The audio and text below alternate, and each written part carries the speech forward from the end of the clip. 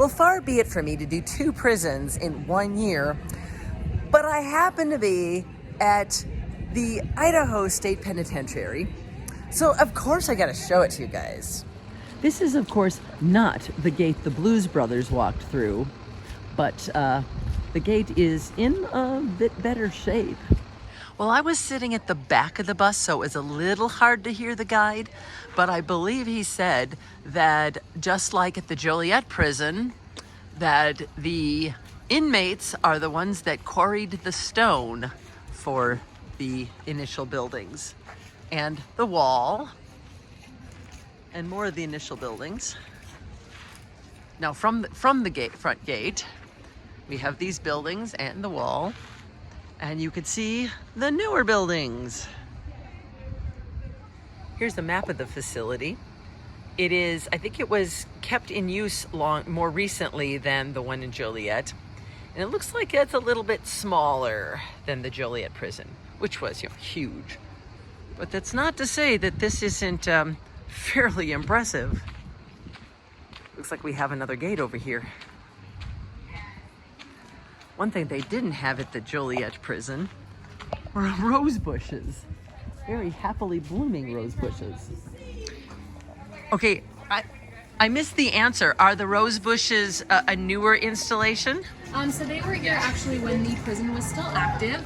It was actually a test type of rose bush that had never been tested in Idaho before. So they brought it into the prison so it could be in a, contained institution for that. The residents did take care of them. They trimmed them and all of that fun stuff. They were a lot smaller than they are now. This building even has a mansard roof. I am not sure I've ever seen a building in a prison with a mansard roof. But then, how many prisons have I been in? Not many. I still haven't even managed to make it inside Alcatraz, no matter how many times I keep trying and failing. This was our first cell house. Oh my goodness. 1870, and we held our first inmate in this cell house in 1872. Do you know how many inmates in 1872? When we first opened, we only had 11 inmates to start out with. But the cell house can hold up to 42 inmates. And there was no plumbing or electricity in this cell house. So instead of having toilets, they had these little buckets called honey buckets. So that's why we use the term honey wagon to this day. Yes. They are honey buckets then. So we eventually built our 1890 cell house, which they considered the new cell house. That's the new cell house. And that cell house could hold up to 80 inmates, and that also didn't have any electricity or plumbing. And that was the site, that cell house held our first death row as well. Oh my. Yeah. The massive thing we are approaching now is the dining hall. Was the dining hall. A bakery, plunge bath, and storerooms were located in the basement, while the kitchen and dining hall were on the ground floor. And it's actually, there's one corner wall, and we go along here, and that's the other corner wall there. You can see the next guard tower. I am on the side view of that original prison cell. And over here we've got 2 other mystery buildings that I can't get near because there's some construction going on.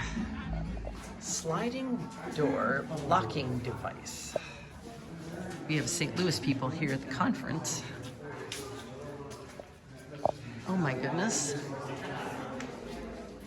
It is story 1, second story, third story, fourth story. A cell is a very confined space. It's, maybe 8 feet tall,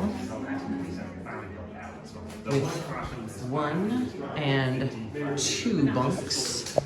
So typically you'd wake up at 7:30 and then you'd have breakfast around 8, and they would stagger, segregated units would go in at separate times, and then from there you'd work until about noon, have lunch, and then you'd have from about 2:30 to 5 as your meal and free time in the yard. Okay, so you spent some time in the afternoon in the yard. And here's that yard you got to play in. At least there was a basketball hoop.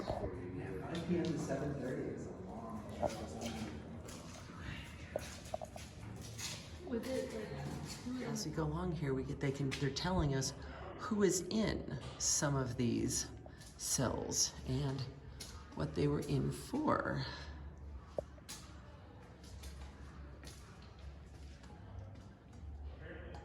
And just keep on going down the line. Now entering the 1952 house. Cell block. Not a huge change in technology.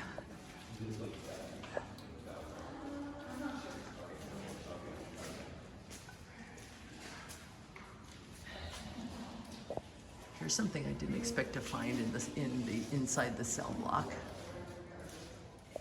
We can see, if I go through the wings, as far as we can see a cell here. We have bunk 1, bunk 2. As she said, you actually get plumbing in this one. It looks like they also got a checkerboard there. This reminds me more of, oh my goodness, wait a second. That and that look like 2 more bunks. So this might have been a room for 4. I wanted to show you guys something interesting. Look at the cell is green. The next one over is blue and orange. And as we go down the line, the next one is olive drab. I don't know if the prisoners got to pick their, this one's peach. I'm trying to get there, we go. Can we focus? There we go, peach. And then the next one's like a very pale blue and it's with some dark blue. I think it's interesting that every one of these cells is a different color. In 1949 and 1950, once again, the inmates did the work to create their own jails. We are approaching maximum security.